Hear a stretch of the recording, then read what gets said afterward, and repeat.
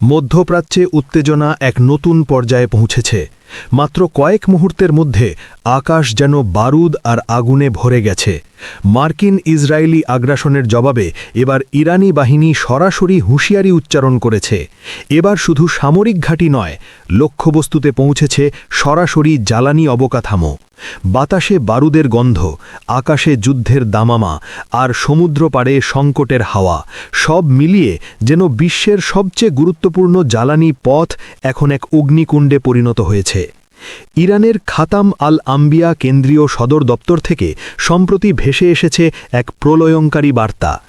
Lieutenant colonel Ibrahim জুলফাগারি সরাসরি জানিয়েছেন, মার্কিন যুক্তরাষ্ট্র ও ইসরায়েলের সঙ্গে যুক্ত সকল আঞ্চলিক জ্বালানি উৎপাদন কেন্দ্র এখন তাদের লক্ষ্যবস্তু।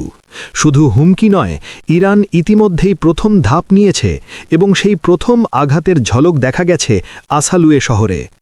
ঘটনার সূত্রপাত হয় বুধবার ভোরে। ইরানের উপকূলীয় শহর আসালুয়ে, যা প্রাকৃতিক গ্যাসের অন্যতম প্রাণকেন্দ্র হিসেবে পরিচিত, হঠাৎ করেই মার্কিন ও ইসরায়েলি যুদ্ধবিমান হামলা চালায় আর 4টি বড় শোধনাগার ধ্বংসস্তূপে পরিণত হয়। এই আঘাতের ক্ষত এখনও টাটকা, আর সেই আগুনের মধ্যে ঘি ঢেলেছে ইরানি বাহিনী। তারা আর কোনো দেরি করেনি, সরাসরি পাল্টা হুঁশিয়ারি উচ্চারণ করে দিয়েছে। ইরানি বাহিনী কেবল হুমকি দিয়েই ক্ষান্ত হয়নি। সৌদি আরব, সংযুক্ত আরব আমিরাত এবং কাতারের 5টি প্রধান জ্বালানি কেন্দ্রের আশেপাশে সাধারণ মানুষকে অবিলম্বে এলাকা ছাড়ার নির্দেশ দেওয়া হয়েছে, কারণ ইরানি ড্রোন ও মিসাইল যে কোনো মুহূর্তে ধেয়ে আসতে পারে। এ ঘোষণা শুধুই কাগজে নয়, এটি বাস্তব পরিস্থিতি এবং গোটা অঞ্চল এখন থরথর কাঁপছে। ইরানি নৌবাহিনীর commander rear admiral Ali Reza Tangsiri social মিডিয়ায় স্পষ্টভাবে জানিয়েছেন, তাদের লক্ষ্যবস্তুর তালিকা নতুনভাবে আপডেট করা হয়েছে।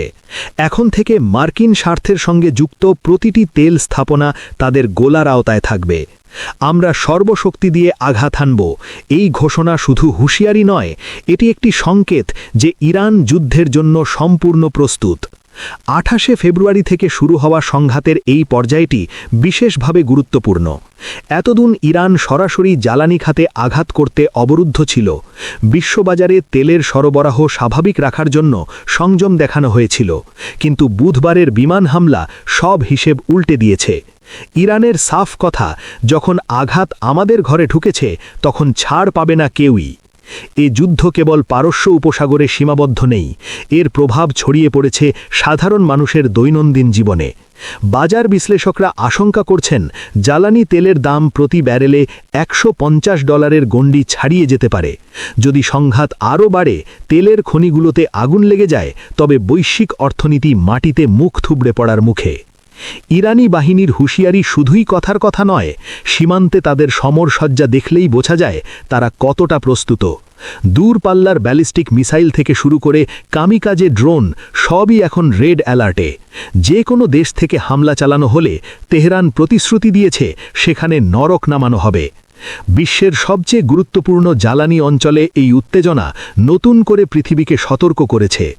আন্তর্জাতিক পর্যবেক্ষকরা বলছেন, বর্তমান পরিস্থিতি কেবল মধ্যপ্রাচ্যের সীমারেখায় থেমে থাকবে না, তার প্রভাব পড়বে বৈশ্বিক বাজারে, তেলের সরবরাহে, এমনকি সাধারণ মানুষের পকেটেও। মোট কথা, ইরান আর পিছিয়ে থাকছে না। আকাশে, সমুদ্রপথে এবং তেলের মাঠে তাদের সমরসজ্জা ও হুঁশিয়ারি প্রমাণ করছে যে তারা এবার প্রতিশোধ নিতে প্রস্তুত। মার্কিন ইসরায়েলি আগ্রাসনের জবাবে ইরান জানিয়ে দিয়েছে, কোনো ভুল ধৈর্য সহ্য করা হবে না। ভবিষ্যতের কয়েক সপ্তাহে মধ্যপ্রাচ্যের পরিস্থিতি আরও উত্তপ্ত হয়ে উঠতে পারে এবং বিশ্বকে প্রস্তুত থাকতে হবে।